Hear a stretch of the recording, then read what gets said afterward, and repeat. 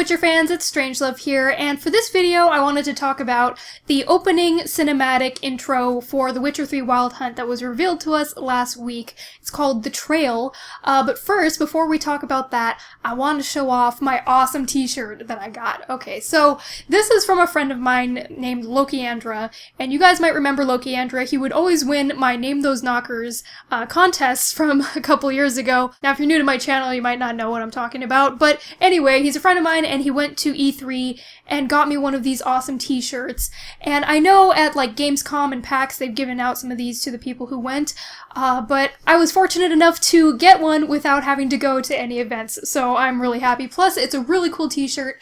It's got this profile picture of Geralt, and it's like in this really cool, sketchy sort of design, kind of like concept art, and I just really like how it looks. But the thing is, the t-shirt is really huge, so let me show you. You can't even see the bottom of it, that's how big it is on me, but it's practically like a dress. So I'm gonna just have to wear it like as pajamas or something, like a nightshirt, because it's really huge, but I still really like it. And on the back, it also has the Witcher 3 Wild Hunt logo. I don't know if you can see it. But yeah, these shirts are similar to the ones that the developers wear at a lot of their events. But they did have some that they were giving away to everybody, but apparently they only had one size, and that one size was super duper gigantic. And so, considering I'm a fairly small statured person, this shirt's really big on me. So anyway, now that I've had a chance to show off my awesome Witcher t-shirt, I wanted to talk about the Witcher 3 opening cinematic that we were shown about a week ago, and I'm just going to give you my thoughts and impressions of it. I'm going to do it very informally compared to, you know, my other breakdown videos that I normally do of the trailers. So sit back, relax, and enjoy. I also wanted to get some of your guys' feedback of what you thought of the cinematic as well, so feel free to leave a comment down below after you watch this video. And if for some reason you haven't watched the opening cinematic just yet, I will go ahead and link the video right here, or I will put a link down below in the description, and you can go watch the cinematic, and then come back to this video so you can know what I'm talking about. Alright you guys, let's get into it. So, first off, when we open up the cinematic trailer, we see the glorious Yennefer. Yennefer, oh Yennefer. We have not seen Yennefer for a long, long time. Actually, we've never seen her in the games, so really she just exists like in the Hexer movie and in our imaginations when we read the books. So Yennefer is a big deal. If you have not read the books, I really recommend that you go read the books. I know you can play The Witcher 3 without, you know, playing the games or reading the books, but you really can't. Like, that's a very surface understanding of, yeah, you can play it, but you're gonna miss out on a lot of information. So if you haven't, you know, got up to speed, you have like 4 months until the game's out, so that gives you some time to catch up on the books, at least, you know, some of the short stories or something. So I recommend doing that. But anyway, let's get back to Yennefer. So Yennefer looks awesome. I think she is amazing looking. She's beautiful in the game. She's not exactly how I imagined her, but I feel like that's just gonna happen for everybody. I know in the comments of the video, a lot of people are like, oh, she's not how I thought she would look, and it's like, well, of course not. CD Projekt is not, like, in everybody's minds. They're not psychic. They're just gonna try to make her look as close as they can to the descriptions in the books, and from what I've seen, she's pretty accurate to how she's described. So I'm really happy with how she looks, and actually I think she looks better now seeing her in motion in the cinematic, because when they showed her in the Sword of Destiny trailer, I thought she looked really, like, young, like, girlish, and it just didn't really fit how I thought Yennefer was. I imagined her more like womanly, and she just looked really like young for some reason to me. So in this new cinematic, she looks like Yennefer. Like, if I had to imagine Yennefer, that's mostly how she would look, maybe with longer hair or something, but it's just minor details that really doesn't matter. And my cat is playing with a toy in the background, so if you hear like a rattling noise, that's what it is. So anyway, I think Yennefer looks really good in the cinematic. When I first saw her, I was like, damn girl, you fine. And it's just really cool to see Yennefer anyway, because she's just such a huge presence in the stories. And again, if you haven't read the stories, Yennefer is basically the love of Geralt's life. They are like meant to be, you know what I mean? There's a lot of details that go into that as well, lots of like magical things and whatnot, so I'm not gonna get into that, okay? Just read the books, okay? Just read them. But like the last we heard about Yennefer, she was like taken by the Wild Hunt, or we didn't know if she was alive or dead, so it's really cool to see that she is alive and she's going to encounter Geralt at some point. So it's really exciting. If you're a Witcher fan, I'm sure you were super excited to see Yennefer, whether you like her or not. It's still an exciting feeling. Now, when the opening cinematic starts, it says Temeria 1272, which is pretty much right after the end of the second game, I believe.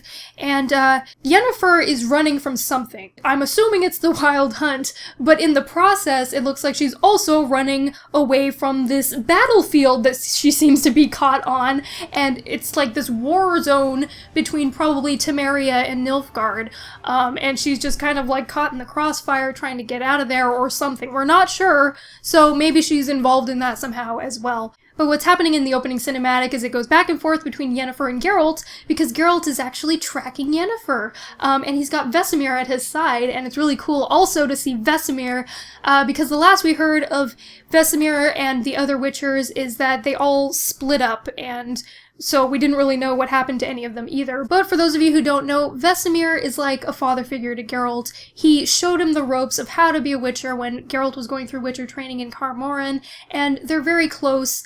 You know, they have that father-son relationship, and it's really cool to see Vesemir because we didn't know what happened to him, but now we see him alongside Geralt, and it's really cool to see that. But anyway, the cinematic shows Geralt and Vesemir using their Witcher senses to sort of track all the clues that Yennefer's leaving behind as she's running away from whatever she's running from, and I assume this is what's going to help him run into Yennefer at some point.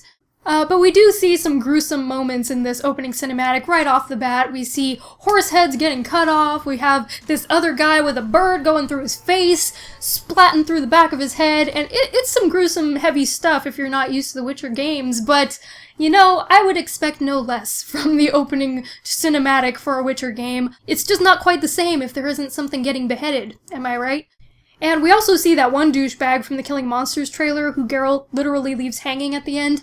We see him in the cinematic. Yennefer and him collide and he falls on the ground, gets up and just runs away. So it's kind of interesting that they showed us the Killing Monsters trailer and now this one so we can like make that connection with that guy. But I was personally wondering if when Geralt went and beat his ass in the Killing Monsters trailer, if that guy smelled like lilac and gooseberries. You know, it's Yennefer's signature magical scent that she has, and he's always got a way of smelling it wherever he goes. And so I didn't know if when he collided with Yennefer, if maybe he got some of her lilac and gooseberry stink on him, and maybe when Geralt ran into him, he smelled that lilac and gooseberry smell that's so signature of Yennefer, and maybe it incensed him and made him angry and enraged, and maybe he wasn't really sure why he was so angry and just decided to whip that guy's ass and then leave him hanging. I don't know, just throwing it out there. So anyway, another thing that we should mention, going back to the whole bird going through the guy's face thing, that bird is very prevalent throughout this whole opening cinematic, and a lot of you guys in comments and everywhere else on forums have been saying that this is a reference to the Shard of Ice short story in the Sword of Destiny book. Now, I had to go read the fan translation of this because unfortunately Sword of Destiny has not been translated into English, but it was a pretty good translation what I did read, even though it was not official or anything. I think I got most of the story down, but in true Sapkowski fashion, he leaves a lot of things ambiguous on purpose, so it's not really clear how we're supposed to interpret the birds in that story, at least it wasn't clear to me. I tend to take a lot of things in these stories very metaphorically. Other people take them very literally, so it just depends on how you interpreted the story. But okay, let me back up for a second. So in the short story, basically there's this whole love triangle going on with Geralt, Yennefer, and this other guy. Yennefer crafts them some magical birds out of like ice and their body essence or something, and she makes one for Geralt and one for the other dude, and the way I understood it was that the birds represent her love for these two guys and their love for her back, I assume. And there's also this whole part about Yennefer representing this cold-hearted winter queen, and if you get pierced by one of her shards of ice in your heart or in your eye, you will wander the earth never being happy with anything because you'll just pine for nothing but your winter queen, and you'll love nothing else. And that's supposed to kind of be like Geralt in this story that's being told. And so anyway, back to the bird. A lot of people are saying that the crow or the raven that's in the cinematic is the same bird that she makes for Geralt in the Shard of Ice story. Now, first off, I want to just mention that in the short story, it's a kestrel, a black kestrel, and kestrels are typically more like falcon-like, and in the cinematic trailer, it looks pretty much like a crow or a raven, depending on the size. But if you want to interpret it as being from the story, that's completely fine too. Like I said, a lot of the ways that these short stories are written, or that any of the stories in the saga are written, there's just a lot of things open to interpretation, and there's a lot of symbolism there that, depending on how you read it, you can, like, understand it in a completely different way. So the jury is still kind of out as to whether or not this is a reference to the Shard of Ice, but just for the sake of discussion, let's just assume that it is. And so in the opening cinematic, we see this raven flying around with Yennefer, and he actually is kind of helping her out a little bit. And we also see Yennefer pick up some stones off the ground, or some dirt, and she throws it at these soldiers that are running toward her, presumably to, you know, make sure she doesn't get trampled by these guys.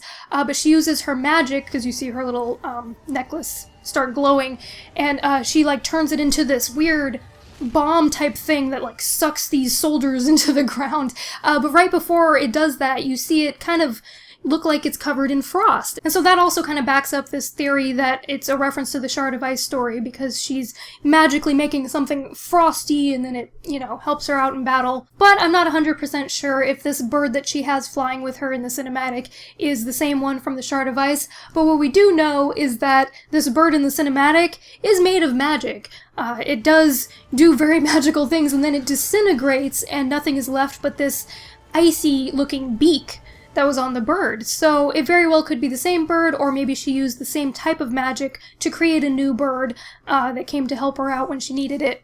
Now, the only other thing that I wanted to mention from the cinematic that I've seen some other people comment on is the fact that Geralt looks really old. At least he looks a lot older than he does in the gameplay demos that we've seen, and I know a lot of people are trying to reconcile when the events in these trailers are taking place. So now, both in the Killing Monsters trailer and in this opening cinematic, we've seen Vesemir and Geralt riding on horseback through a war-torn no man's land, and Geralt is visibly older looking. And granted, he's a lot older now than he was before, obviously, but he's not as old as people like Vesemir or even Yennefer or any of the sorceresses who can cover up their age with their magic, but he is visibly older compared to the gameplay that we've seen. And really, our imaginations can run wild on what might happen in the actual game. Like, maybe there's some kind of, like, time travel that goes on, and maybe he gets really old and then he comes back and does some other stuff. I don't know, it's all speculation. But really, the most that we could assume is that when he's tracking Yennefer through no man's land with Vesemir,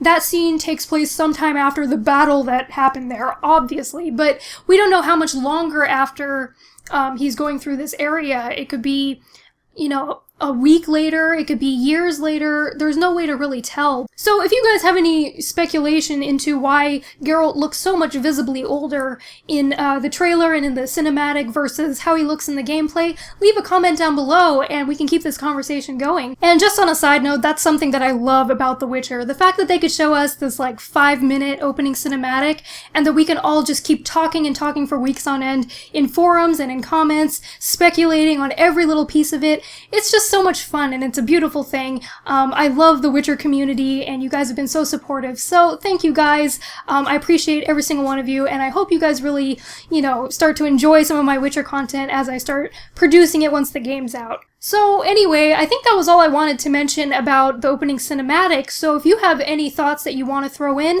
leave a comment down below, let me know what you guys thought of it, and hopefully we can, you know, keep this conversation going, and I can hear some of your interesting theories as well. But overall, I think we still can conclude a few things about the opening cinematic. Yennefer, hot. Geralt, hot. Vesemir, kinda hot. Alright everyone, thanks for watching, and until next time, this is StrangeLuv signing out. Peace.